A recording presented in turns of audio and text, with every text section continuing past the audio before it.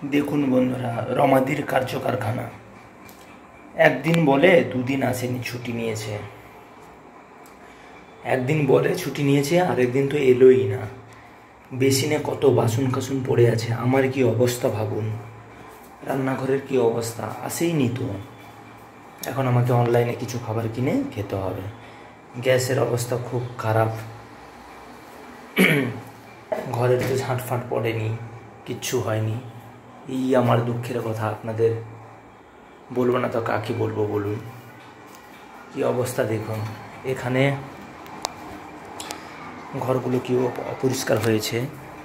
দুদিন, একদিন নয়, দুদিন ঝাঁট দেয়নি। ঠাকুরের বাসন কাসন পড়ে আছে, সব মাঝামাঝি হয়নি, সেটাও তো আছে। বাথরুমে তো আরও কাপড় ভেজানো আছে, আমি দেখাবো। খাটের অবস্থা কি দেখুন, এলোমেলো হয়েছে, সেগুলো সব ভাঁজ করে রাখতে হতো। এখানে সবজি এনে রেখেছিলাম, ও ফ্রিজে তুলতো রমাদি আর রান্না করতো, সেটাও হয়নি, কিছু হয়নি। তারপর আমি বাথরুমে যাই, বাথরুমেও দেখাই। বাথরুমে দেখুন কাপড় ভেজানো আছে, এগুলো সব আমাকে করতে হবে। এগুলো তো আর আমি ফেলে রাখতে পারবো না, না।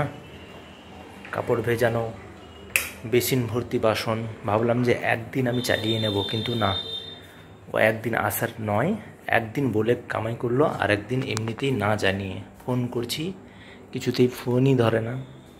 এবার আপনারা বলুন আমার কি অবস্থা হবে। কিছু বলার নেই রমাদিকে, ও মাঝে মধ্যেই ডুব মেরে দেয়। আর বেশিক্ষণ আমি ভিডিও করতে পারছি না, কারণ আমাকে কাজে লাগতে হবে। এবার সব ধীরে ধীরে কাজ করব। দেখুন এই হচ্ছে আমাদের রমাদির কাজ। বেডরুমটা কোনোভাবে দেখুন, বিছানা টিছানা ওইরকম এলোমেলো হয়ে পড়ে আছে। বেডরুমটা একটুখানি ঝাঁট দিয়ে পরিষ্কার করে নেব, আর বাকি ওইরকম থাকবে।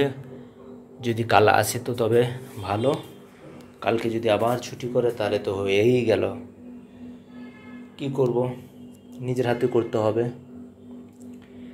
যাই হোক, আপনারা আমার কষ্টের যদি দাম দিতে চান তাহলে তাড়াতাড়ি কমেন্টে অবশ্যই জানান। লাইক শেয়ার তো করবেনই, যারা সাবস্ক্রাইব করেননি তারা সাবস্ক্রাইব করবেন। Thank you so much.